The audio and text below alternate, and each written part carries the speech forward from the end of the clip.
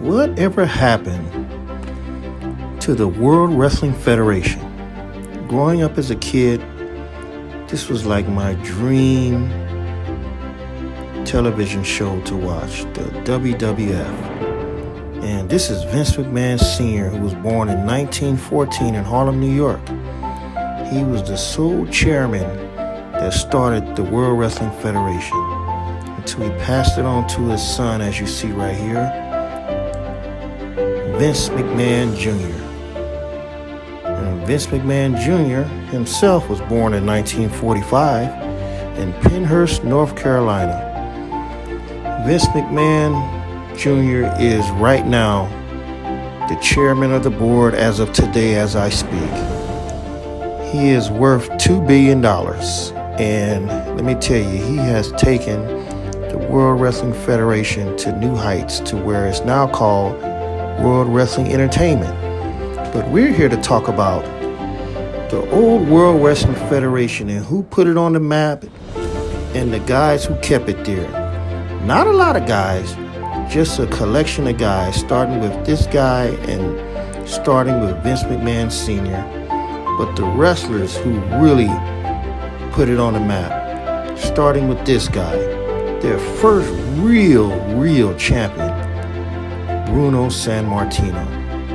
He was born in 1935 in Italy. The 5'10" strongman was a power lifter and a wrestler, but he was the first true World Wrestling Federation champion. Bruno Sammartino. This guy reminds you of Rocky Marciano the way he looked. I mean, this guy had a tough look, and he looked like a champion. He held the World Wrestling Federation championship on his belt for a long time, but the real person who made the World Wrestling Federation is this guy, Andre the Giant, born in 1946 in France. And he was 7'4", 529 pounds. Andre the Giant was the eighth wonder of the world and was the World Wrestling Federation. When anybody goes see the matches there at the World Wrestling Federation, Andre was who they was going to see. He was something to see. Imagine, 7'4", 529. Everybody wanted to see him. Kids, women, children, guys, everybody. Look at that look. If you saw that guy coming at you, you might as well just fall on the ground and just give up, because this guy, he'll squish you. And his predecessor, Big John Studd. Big John Studd was born in 1948 in Pennsylvania. 6'10", 364, who claimed he was the real giant. So him and Andre had a fierce rivalry. I love Big John Studd. I love the name. I liked him. Boy, what a wrestler. And him and Andre had some classic battles. These two held up the World Wrestling Federation until a surprising guy came along and took over. And that's this guy, Hulk Hogan. And Hulk Hogan started Hulkamania. And he was born in Augusta, Georgia. The 6'8", 300-pounder. Him and Vince McMahon were like the quarterback and the wide receiver. Vince McMahon threw him the ball and Hogan ran with it. And when I tell you ran with it, he was one of the best, if not the best, World Wrestling Federation champion they ever had. He really gave Hollywood and the showmanship to the World Wrestling Federation. Look at that, Hulkamania. Everybody knew about him. On Saturday mornings, you would see him with that look giving interviews. You would see his cartoons, and he would always be fighting Andre, Studd, and some of the other wrestlers I'm about to show. Hulk Hogan was a true champion. And man, let me tell you something. Look at that. He was Hollywood Hogan, Hulk Hogan, good, bad, loved him or not. He was the best. And his arch rival, this guy, my favorite, Roddy Piper. And Roddy Piper was born in 1954 in Canada. And he was the 6'3", 235 pound, not real big and menacing, but he was crazy as hell. And I loved him. In the mornings when I would watch him, he would just crack me up and make me laugh. Piper, I miss you. And he was a huge part of the success of the World Wrestling Federation. Him and his counterparts really put the entertainment in the World Wrestling Federation. Roddy Piper, not with us anymore, but let me tell you something. He instilled fear in everybody, Hogan and everybody, because he was so crazy and aloof. But let me tell you something, what an entertainer. He was one of the best comedians in the World Wrestling Federation. And I'm gonna miss him. What a wrestler, what an entertainer. Roddy Piper. And let me tell you about this guy. You talk about wrestling. And he's the son of Johnny Valentine. This is Greg the Hammer Valentine. And Greg the Hammer Valentine was a part of one of the greatest tag teams in the history of the World Wrestling Federation. And he's also the Intercontinental Champion. And now we go to this guy, Jimmy Superfly Snuka. He's another one. He was an Intercontinental Champion, the first real bodybuilder-looking wrestler that there was in the World Wrestling Federation. And this guy, former World Wrestling Federation champion, the Iron Sheik.